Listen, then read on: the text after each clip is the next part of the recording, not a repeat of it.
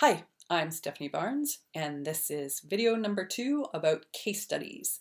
So I'm going to pick up where I left off from the video number, what was that, 13? I think this is 14, and talk a bit more about some case studies. This time I'm going to talk about some projects that I've done as a consultant that haven't really gone the way that I expected.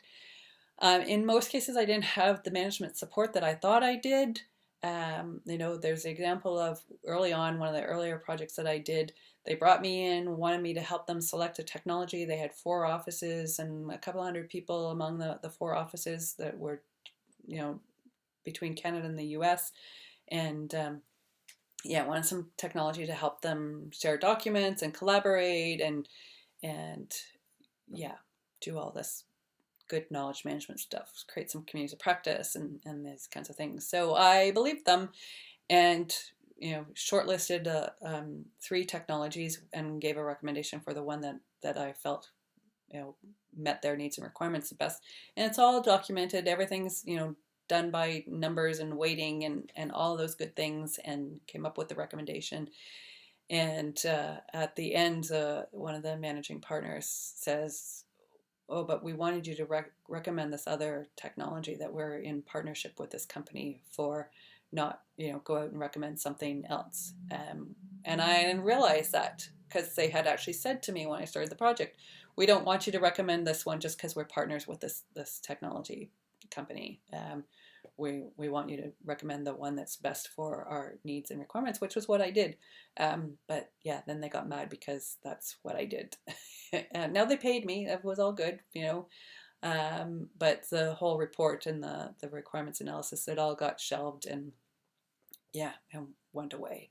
So and then there's the CIO that came to me halfway through my requirements analysis workshops and strategy planning workshops and said, "Oh, we went out and bought licenses for this software yesterday." I'm like, "But we were doing the requirements analysis to pick out what would be the best technology, that would meet your needs and requirements." "Oh yeah," he says, but all of my friends at other companies are all implementing this technology, so I'm going to implement it too. I was like, "Oh, okay." I kind of wondered why I was there at that point, but I finished the strategy, and there were other aspects to it that they implemented, certainly, and the people in the process stuff doesn't matter what the technology is, really. I think that they could have picked a better technology that would have aligned better with their needs, but the one that they went with because everybody else was doing it,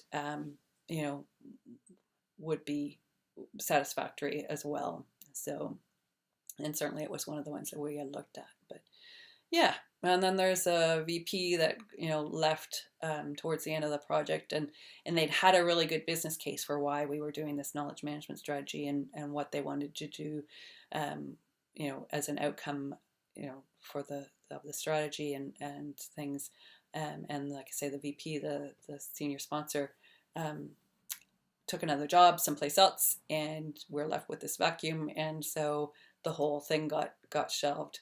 Now the manager that I was working with kept the report, kept the strategy, and sort of did it covertly, implemented little things along the way as he could, as he got budget over the years. He used that, I know, as kind of a reference tool for several years afterwards, but was never able to get the sponsorship again, like he'd had for that brief period, to actually fully implement the strategy. So yeah, why am I telling you this? This is because sometimes you think you have management support and buy-in, and you don't, or it goes away, or they're not telling you the truth, like the client that said, "Don't pick this technology," and then got mad when I didn't, and that was the one that they wanted. Yeah. People aren't always honest. There's always a lot of politics with this stuff, and pay attention to it. And sometimes even then you'll get burned. So yeah, keep that in mind. I don't mean to be a downer, but just to let this happens to lots of people, not just me. I know lots of people that I get talking to when I'm at knowledge management or have been at knowledge management events and workshops and conferences and things. It happens to everybody. There's all these barriers, and yeah, it's never as easy. There's no silver bullet, as I said in one of my other videos. There's no silver bullet to any of this stuff. You just have to persevere and keep going and find a way around or through the blocks. And yeah, be confident. Keep at it. Be tenacious.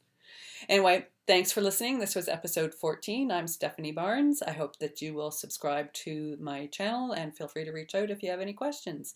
Thanks. Bye.